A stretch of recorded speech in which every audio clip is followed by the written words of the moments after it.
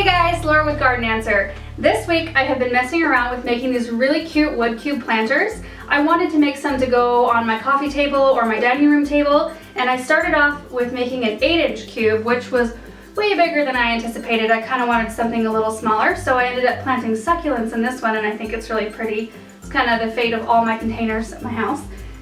So I went down to a 6-inch size, which is perfect. I just love it. So I've already made 2 and I need to make 1 more, and I thought I would show you guys how I did it. So here's the stuff I used to make one 6-inch cube. I have a 1x6 board. I got it at Home Depot. I got a 6-foot board. You'll only need about half of it for 1 cube. It cost I think $3.50. A paintbrush, wood stain, and I used a espresso color, a drill, screws, short ones like about 1 inch, a drill bit, a pen, measuring tape, paper towels, and a sander. I also use a chop saw, but I didn't want to drag that in here. It's really dirty and it's out in the garage, so that's where we're going next. These are super easy to build. I'll make the first 45-degree angle cut, then measure 6 inches starting from the outside edge and mark it. At this point, if you have a non-fancy saw like mine that only cuts the angle one way, you can flip the board over and make the second 45-degree angle cut. But I like to keep my board moving the same way. I move it down beyond my 6-inch mark and make a cut. This is a totally unnecessary cut, but I like to work with shorter boards and make as many cuts from one direction as I can before switching to the next side.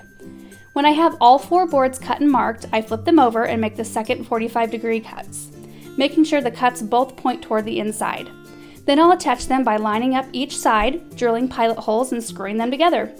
I like to screw mine in all on the same side, so I have 2 clean sides and 2 sides with screws, but that's just my personal preference. Next, I'll cut the bottom piece. It should be a 4.5 by 4.5 inch square, but make sure to measure it before you cut. Sometimes the boards can be warped or a cut could have gotten off just a bit somewhere, so it never hurts to measure it just to be sure.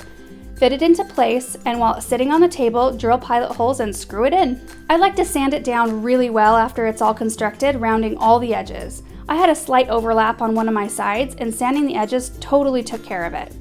Then I'll make sure to brush any sawdust off and stain it. I like to stain the inside first, then work my way around the outside, making sure to wipe any excess stain off with my paper towels. I even like to stain the bottom, because I just do. I know you can't see it, but I know it's there, and when it's all stained, I feel like it's complete. Okay, so I let it dry overnight, and it is done, and I love it. I love how all of them turned out. They all take the stain a little bit different, but that's what makes them unique. You can see the bottom's done. Looks really nice.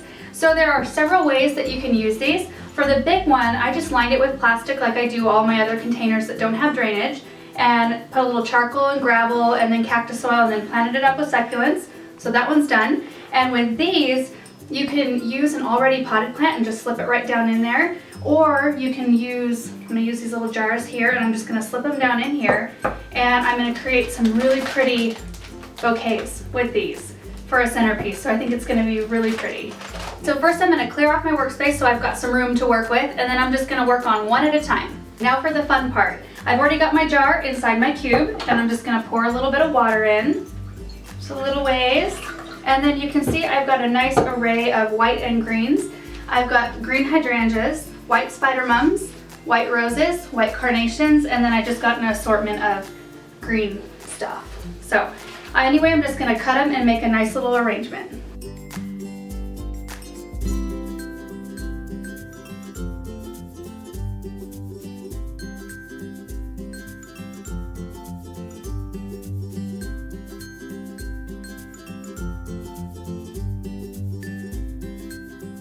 Alright, so this is more or less what I was going for.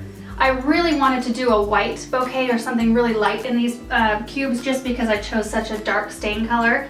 I really like the contrast. So anyway, I'm going to do this 2 more times and then I can build my centerpiece. Alright, they are all done, and I love how they turned out. They turned out exactly how I was picturing. Sometimes that doesn't happen. So I love the white with this dark wood. The contrast is perfect.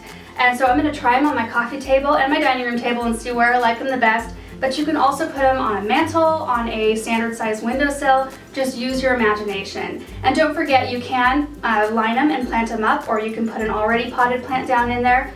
Do dried flowers, and just use your imagination. There's so many different uses for these. Thank you guys so much for watching. I hope you enjoyed this tutorial, and if you did, please share it with your friends. And check us out on Facebook. We are really close to 10,000 likes. It's getting really exciting. So thanks so much for watching. Bye.